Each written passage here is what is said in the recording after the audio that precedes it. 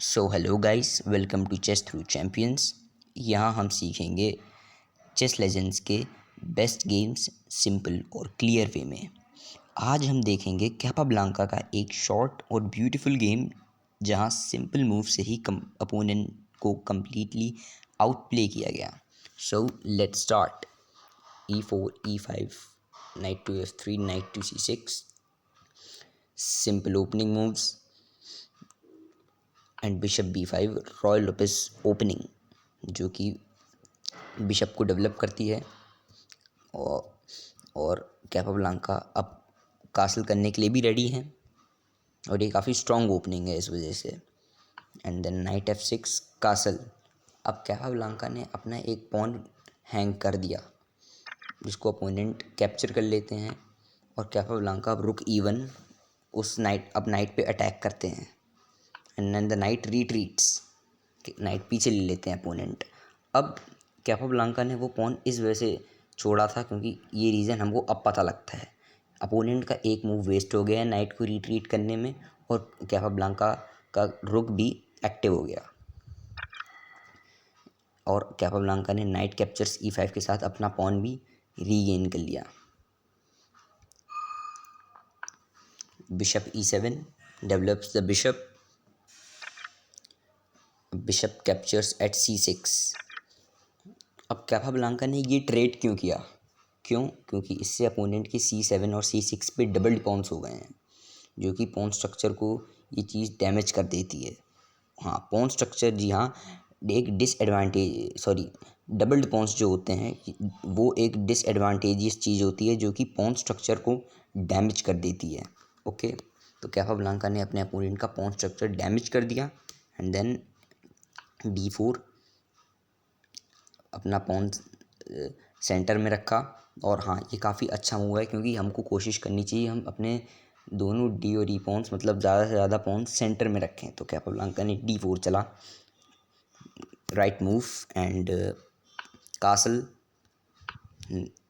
Night C3, night develop, night F5। ये move का मतलब ये है कि अपोनेंट जो है अब अपनी क्वीन से और अपने नाइट से उस D4 पॉन पे डबल अटैक कर रहे हैं। तो कैपाब्लांका ने चला knight to F3 defending the pawn, ठीक है, and bishop F6।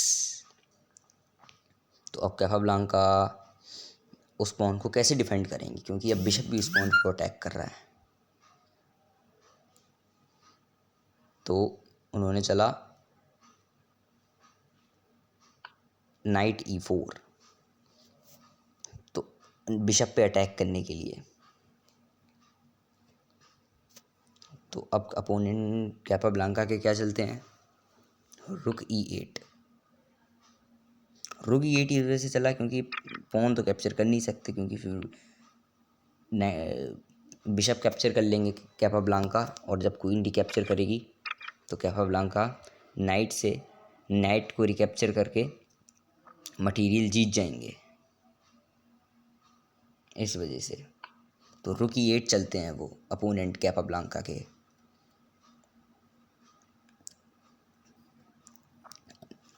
Okay, and अपने रुक को ओपन फाइल पे रखते हुए एंड देन कैपाब्लांका नाइट से बिशप कैप्चर कर लेते हैं।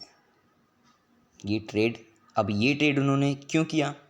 अब ये ट्रेड उन्होंने इसलिए किया क्योंकि अपोनेंट जैसे भी रिकैप्चर करें कैपाब्लांका के उनके पास एडवांटेज ही होगा क्योंकि अगर जब वो पॉन से रिकैप्चर अगर करेंगे तो कैपाब्लांका के अपोनेंट के पास दो डबल पॉन्स हो जाएंगे जो कि ऑब्वियसली डिसएडवांटेजियस है, जो कि मैंने बताया ही। और किंग के सामने वाला पॉन वहाँ से हट जाएगा, अपोनेंट के किंग के सामने वाला पॉन, और कैपाब्लांका इससे अटैक कर सकेंगे भाई किंग पे। किंग काफ़ी खतरे में आ जाएगा। तो ये तो था ही डिसएडवांटेजियस, पर उनके अपोनेंट और भी ख़राब मूव चल देते हैं जो कि है क्वीन कैप्चर्स द नाइट। क्योंकि इस मूव से तो सीधा चेकमेट हो जाएगी and the game ends. So simple but powerful कैपाब्लांका finish. ये था आज का चैम्पियन गेम।